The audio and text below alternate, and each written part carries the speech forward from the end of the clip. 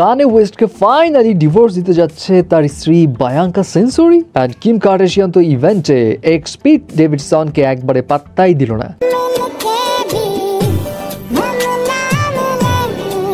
And জামা ভর্তি করে পপকর্ন নিয়ে সমালোচনার মুখে এমা স্টোনস, বাট সেলিনা গোমেজের জন্য তার ফিয়ান্সে ভ্যালেন্টাইন্স গিফট দেখে নেটিজনদের রিয়াকশন এখন এরকম।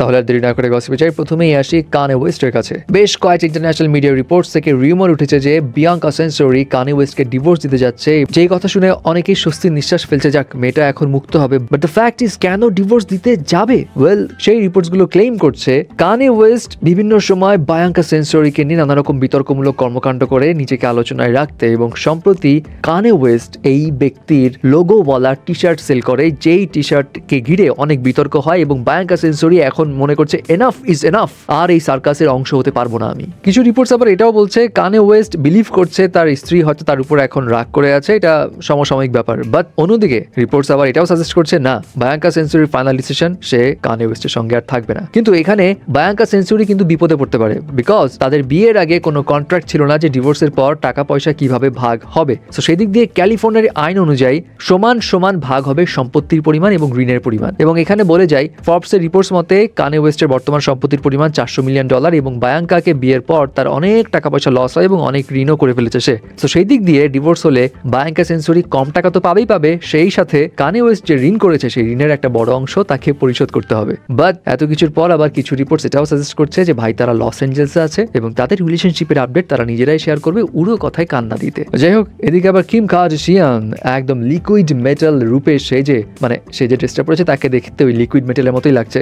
ব্যালেন্সিয়াগার এই ড্রেস পরে সে হাজির হয় স্যাটারডে নাইট লাইভের 50 বছর পূর্তি অনুষ্ঠানে, এবং সেখানে তার সঙ্গে ইনকাউন্টার হয় কার? তার এক্স পিট ডেভিডসনের। বাট কেউ কাকে দেখেও যেন দেখলো না, এই যেন শাহিদ কাপুর এবং কাইনের মতো ঘটনা ঘটে গেল, দেখেও দেখলো না রে। তবে পরবর্তীতে ডেইলি মেলের একটা রিপোর্টস বলছে তারা ইচ্ছে করে একজন আরেকজনকে ইগনোর করেছে, কারণ তারা চায়নি দুজনে একসঙ্গে কথা বলে ভক্তদের মধ্যে হাই হোপ ক্রিয়েট করতে যে তারা আবার ব্যাক করবে। সবই ঠিক আছে, কিন্তু এমা স্টোনস এই অনুষ্ঠানে ঢুকলো জামা ভর্তি, মানে পকেট ভর্তি পপকর্ন নিয়ে, আবার হাতেও পপকর্ন।